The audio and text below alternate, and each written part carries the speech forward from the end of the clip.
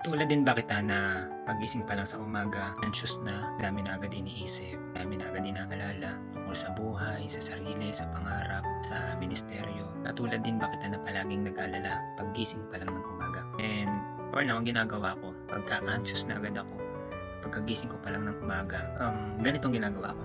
Nag-worship ako, prayer, then nagde-devotion. And then, nagiging totoo lang ako kay Lord kung ano yung nararamdaman ko. Parang ito, nagsulat ako ng letter sa Kanya. Ewan ko kung mababasa nyo. Sabi ko dito, Lord, una sa lahat, gusto ko lang maging totoo sa'yo. Nasasaktan ako sa pruning, sa proseso. Mo yan, talagang humihiwa sa puso eh. Hiwa sa puso eh. Pero alam mo din, sure ako dito na, I put my trust in you. Kasi walang maitatago sa'yo eh. Umaga pa lang pagmulat ko, alam mong anxious ako about many things. Pero nakita mo din na inuuna kita kasi lumalaban ako. Dahil alam ko na alam mo na sinisikap kong makasunod sa'yo, nagkakaroon ako ng kapayapaan. Totoong hindi madali. We have facing different battles in life. But you know what?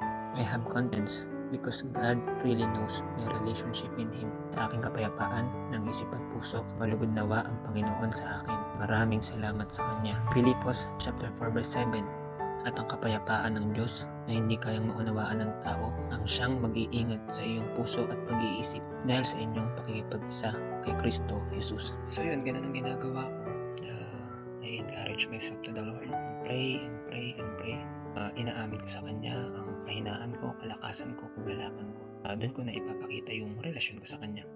Kasi maraming bagay na hindi maunawaan ng tao, pero naunawaan ng Diyos. Ikaw, kamusta na ba ang relasyon mo sa ating Panginoong Hesus? Comment ka dyan, babasahin ko.